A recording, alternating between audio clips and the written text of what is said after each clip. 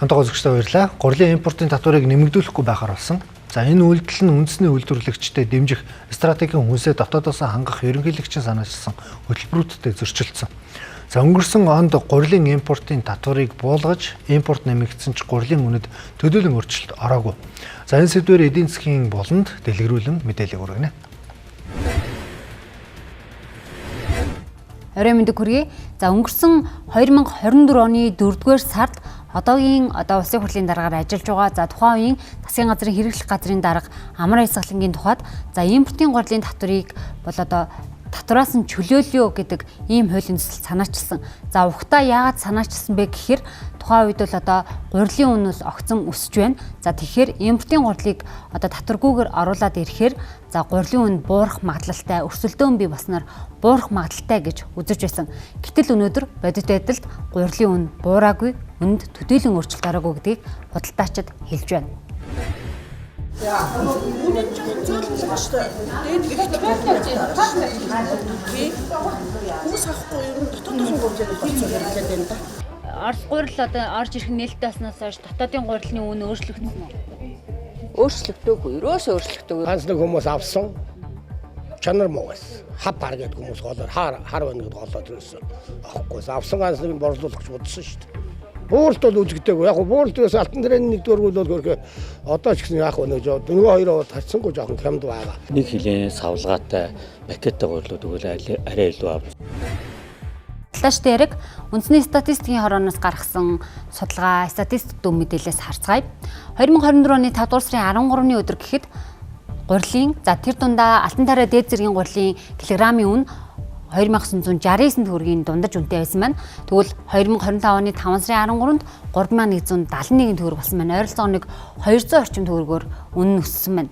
Гэтэл энэ хэмжээний өсөлт бол зах зээлд бол байх хэмжээний өсөлт. Үүнийг үл харгалзан дотоодын үйлдвэрлэгчдийн гурил үнэтэй байна гэд за импортын гурилын татварыг чөлөөсөн нөрөө үндэсний эрх ашигт халдсан үйлдэл болж байна гэдгийг бас ийхүү салбарын сайд ч онцлог хэлж байгаа.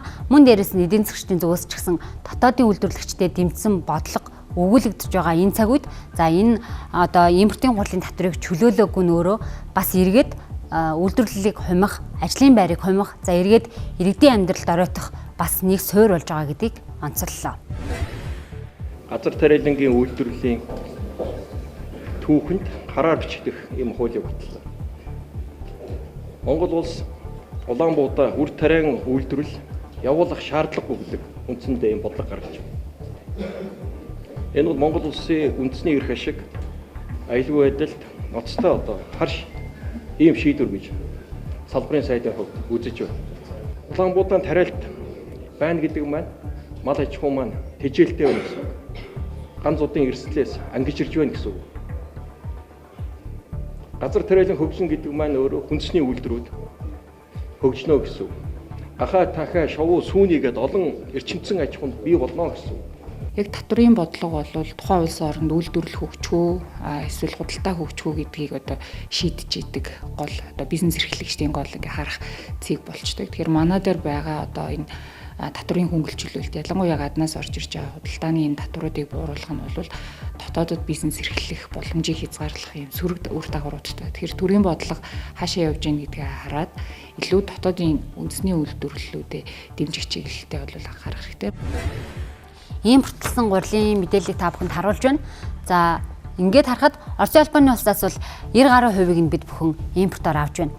За энэ нийтдээ нэг 23.7 сая долларын гурилыг Оросын албаны улсаас импортоор авсан байна.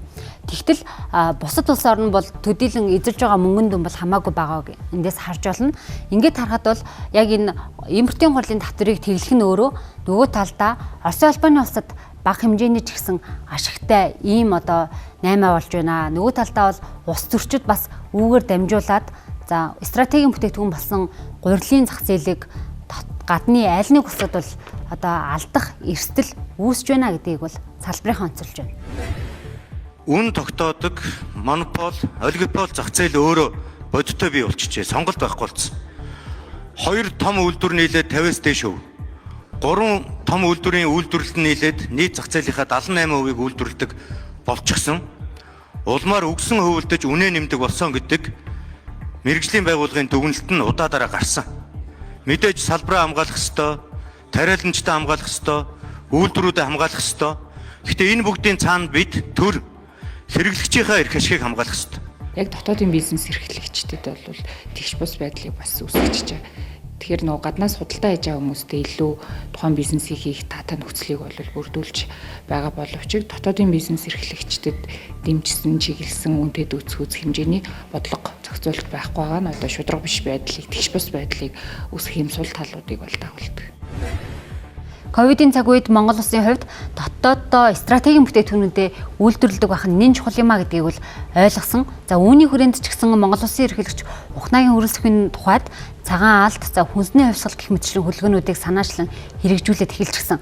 За ингээд хөдөө аж ахуйн салбарынхан болоод дотоодын үйлдвэрлэгчд бол тухайн хөтөлбөрт хамрагдаад хэд хэдэн төрлийн зээл хамрагдаад эхэлчихсэн ийм нөхцөл байдалд хүрсэн. Улсын хурлын дарга гаргаж байгаа эдгээр мэдээлэл яриануд нь эрхлэгчийн гаргасан төсөл хөтөлбөртэй зөрчилдөж байна. Иргэдийн хувьд төдийлөн одоо импортын тэр дундаа Орос гурилыг бол худалдаж авдаггүй. За гэтэл нөгөө талдаа үндэсний үйлдвэрлэгчид тариаланчдын эрх ашигыг үл харгалзан стратегийн бүтээгдэхүүн болсон гурилын одоо импортын улам бүр цаашаа нэмэгдүүлэх энэ чиглэлд анхаарч байгаа нь өөрөө улс төрчдийн хувьд бол одоо хамгийн буруу шийдвэр болж байна гэдгийг бол салбарынхан онцолж байгаамаа. Мэдээлэл хүргэлээ.